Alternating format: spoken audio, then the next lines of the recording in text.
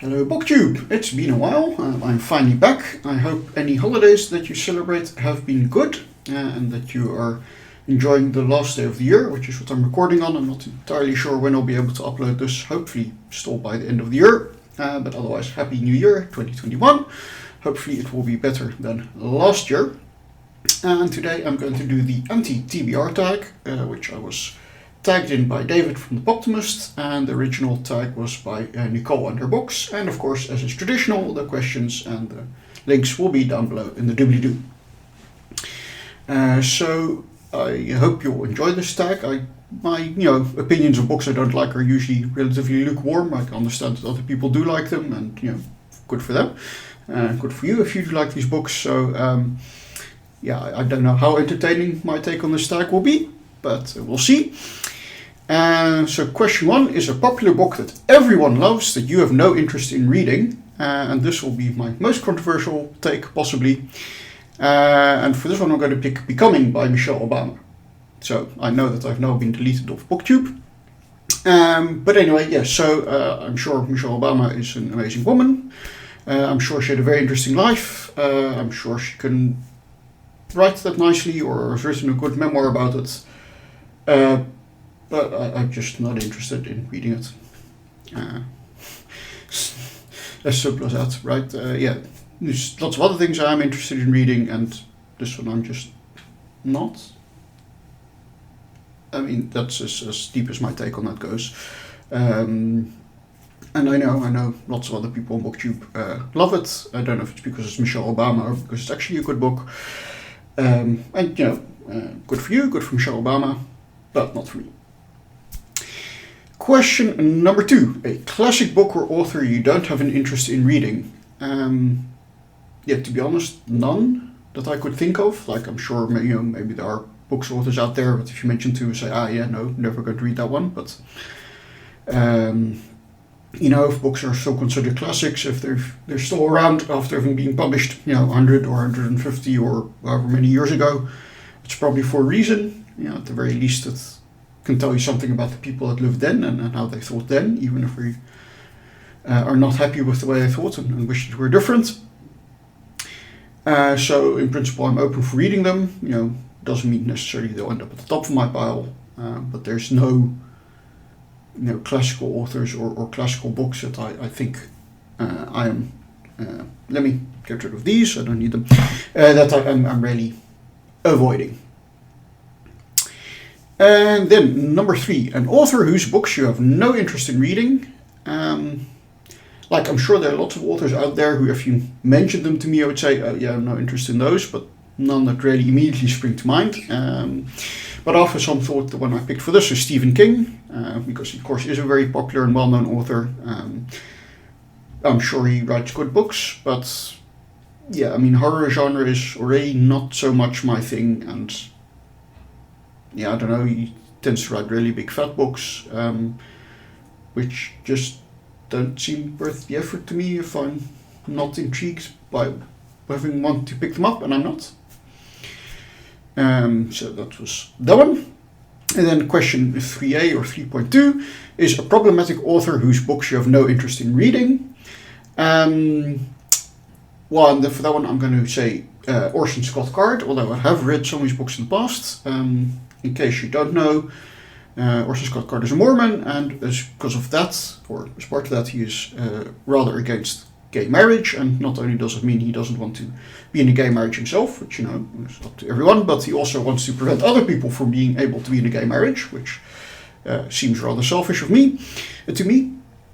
And he actively campaigned against gay marriage, and also actively donated to campaigns against legalization of gay marriage in the US, in which case, makes you think, do I want to have some of my money flow towards Orson Scott Card so that he could then use it for those kind of things? And I say this with having read, the first 3 of his books, which I think are probably the best ones, and I did enjoy them at the time.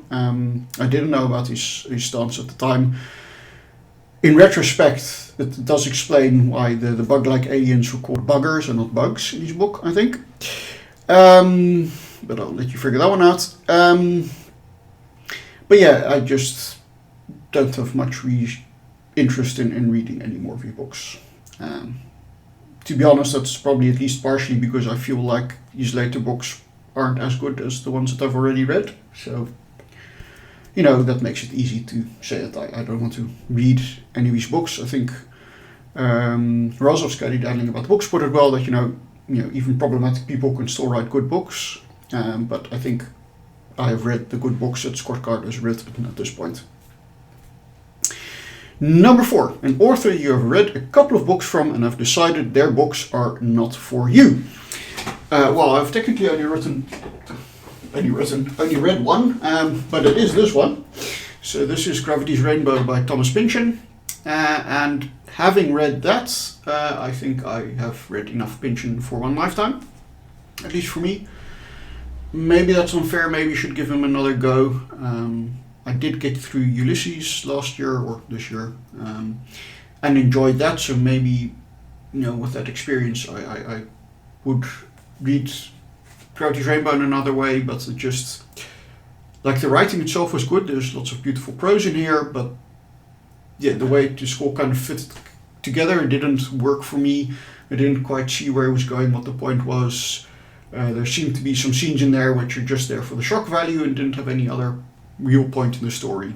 So yeah, that's just kind of put me off trying any other Pinchin books.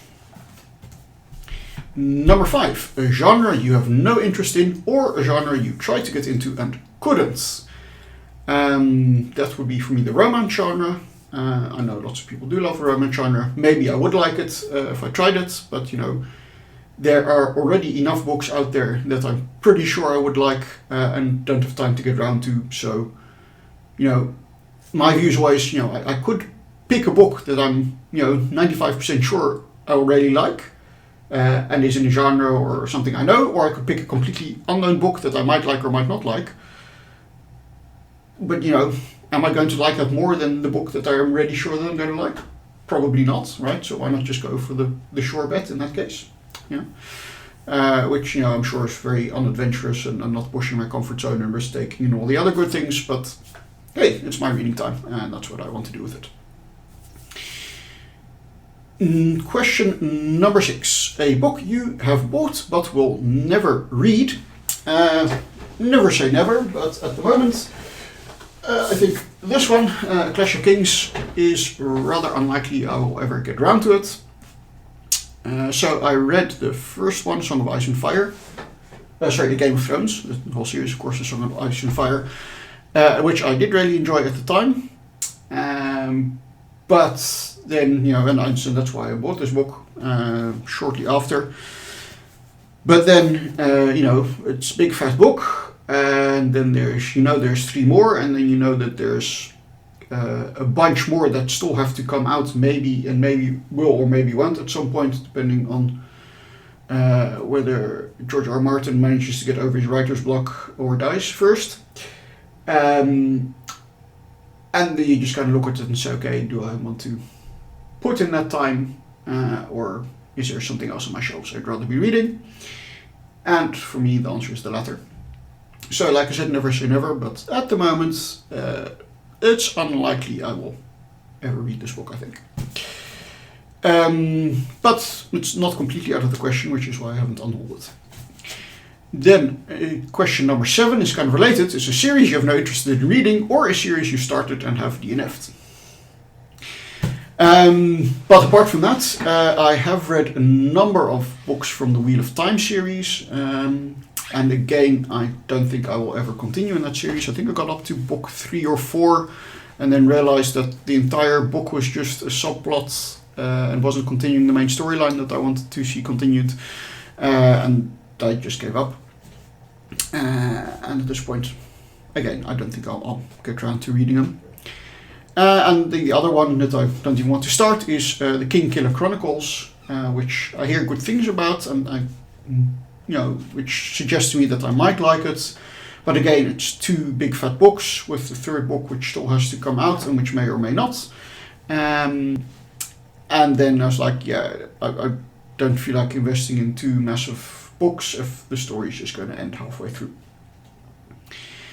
And then the last question is a new release you have no interest in reading, and to be honest, that is most of them.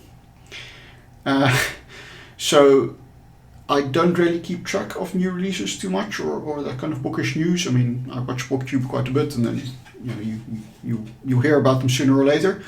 And I do occasionally glance at some of the various literary prizes, and then you'll hear about new releases that way as well. But yeah, usually my book buying is that I go to a bookshop and I'll have one or two ideas of books in my head that have been floating around that I really want to read those.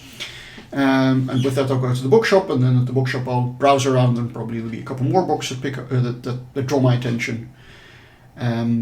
Usually that is that either their book titles have kind of been floating around my consciousness that I've read about on forums, or heard talked about in other places or on Reddit.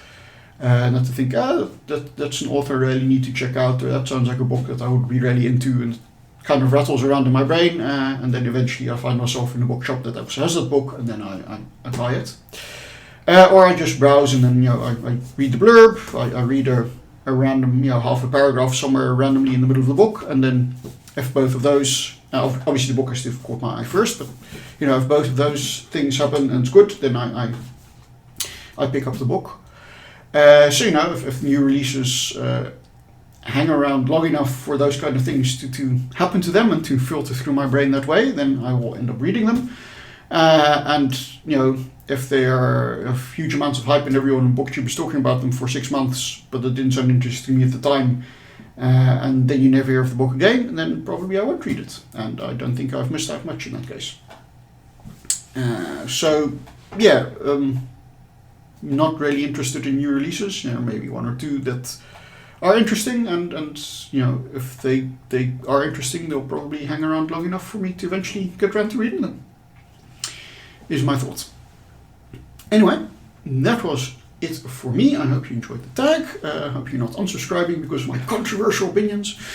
Although I imagine that they're not. And of course, if any of these books or authors are your favorites, then good for you. We can agree to disagree on those things. I'm not hung up. I don't think it reflects badly on you if you like an author. I don't. So yeah, that was it. I hope you enjoyed it. I think by this point probably everybody who's interested in doing this tag has already done it, but if not, feel free to consider yourself tagged. Have a happy and healthy 2021, and hopefully see you again soon. Bye bye.